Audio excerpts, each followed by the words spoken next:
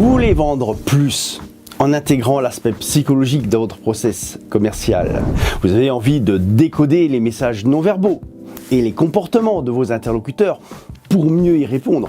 Vous avez entendu parler de la méthode Sonka et vous souhaitez vous aussi en tirer profit pour vendre plus et mieux. Alors, je vous ai préparé 2 vidéos. Tout d'abord, celle-ci qui va traiter des 3 premières lettres de Sonka, c'est-à-dire les besoins de sécurité, d'orgueil et de nouveauté. Et ensuite, une deuxième vidéo qui traitera des 3 dernières lettres de Sonka, c'est-à-dire les besoins de confort, d'argent et de sympathie. Dans ces 2 vidéos, vous allez découvrir de façon pragmatique la méthode Sonka et vous allez apprendre à manier les leviers psychologiques avec beaucoup de puissance pour accrocher plus et vendre plus. En cadeau, à la fin de chacune de ces vidéos, vous allez pouvoir télécharger gratuitement mon guide complet de la méthode Sonka pour l'appliquer dès aujourd'hui dans votre propre business.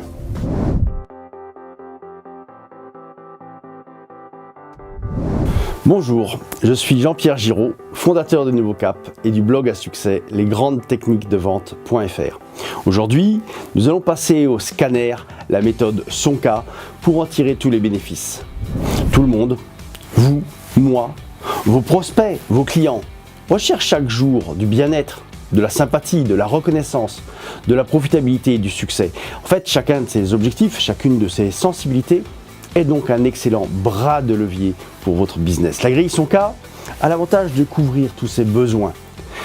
Elle vous offre donc un angle d'attention particulièrement intéressant à intégrer dans votre phase de découverte, que ce soit de vos prospects ou de vos clients. La méthode Sonka couvre 6 besoins fondamentaux: sécurité, orgueil, nouveauté, confort, argent et sympathie. Nous allons voir tout de suite ce qui se cache derrière chacun de ces axes et comment utiliser la méthode Sonka pour bien cerner le profil de votre interlocuteur et le convaincre plus efficacement. La première lettre de Sonka concerne le besoin de sécurité. Et le besoin de sécurité, c'est un besoin fondamental, quasi universel. Il vient en réponse aux notions de risque, de danger potentiel. La sécurité comprend bien sûr à la fois la sécurité physique et la sécurité psychologique. C'est-à-dire le besoin d'être rassuré face à un doute, une appréhension, une peur. Et je rappelle que la peur est l'un des freins les plus puissants de l'existence. Alors en fonction des personnes, le besoin de sécurité peut être plus ou moins grand. Dans le non-verbal, généralement, on retrouve une rigueur importante chez la personne. Elle parle peu, elle est laconique. Beaucoup de gens pensent que parler nous expose et que rester secret nous protège. La personne a donc un style plutôt sobre, un peu strict, voire un peu renfermé. Matériellement, cette rigueur se traduit aussi par des équipements de protection que peut avoir installé votre interlocuteur, des grilles, des serrures, des caméras, etc. Le besoin de sécurité est présent chez tout le monde. Donc ce qui est important, c'est de mesurer quelle place la sécurité occupe face aux autres critères de décision. Voici le type de questions qu'il est judicieux de poser plutôt vers la fin de votre entretien de découverte. Vous allez peut-être donc être amené à prendre prochainement une décision parmi plusieurs propositions qui vous seront faites par divers fournisseurs, dont moi-même. Comment classez-vous vos critères de choix parmi la liste suivante? Le prix, le rapport qualité-prix, la qualité, la fiabilité, le design, le sur-mesure, la notoriété, la réactivité du SAV.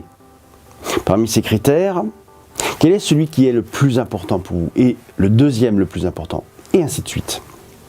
Poser ces questions va vous permettre de définir le profil de votre client et donc d'y coller précisément.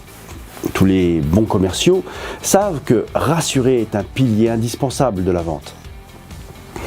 Pour rassurer, vous devez renforcer votre légitimité, votre expertise, grâce à vos références, vos garanties, vos certifications, vos labels qualité par exemple.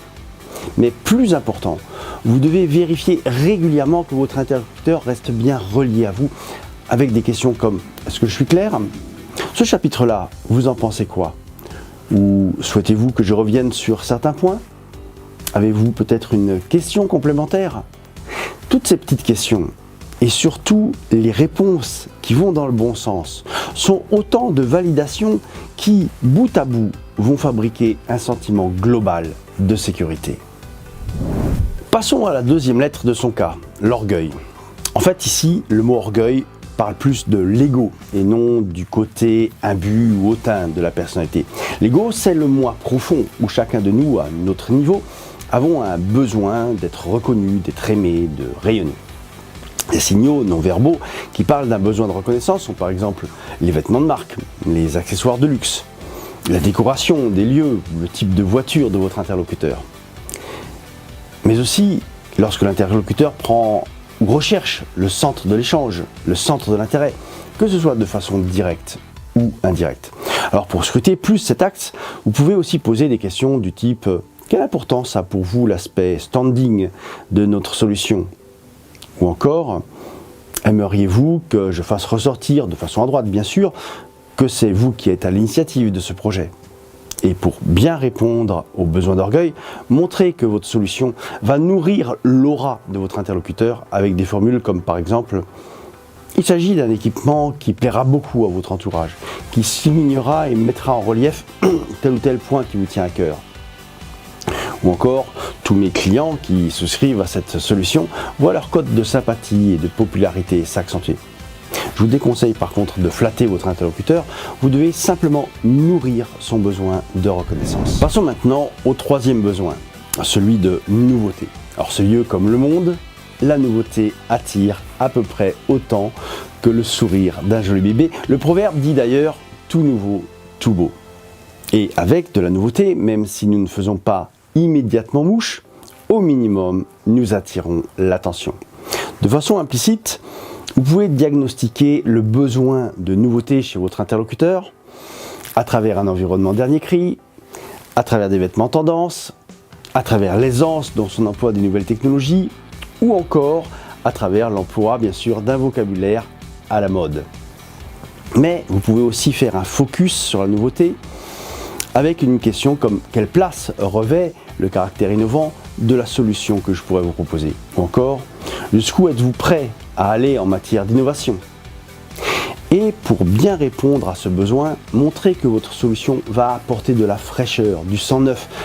Parlez moins de la nouveauté en elle-même que de son impact. Insistez plus, par exemple, sur les bénéfices induits, le côté cool, durable, la longueur d'avance, l'appartenance à la communauté des avant-gardistes. Maintenant, nous allons passer aux 3 dernières lettres de son cas. La suite est donc dans une deuxième vidéo. Cliquez sur le bouton ci-dessous pour la regarder. Vous pouvez aussi télécharger dès maintenant le bonus que je vous ai préparé en cliquant sur le bouton ci-dessous. Alors je vous dis à tout de suite pour la suite.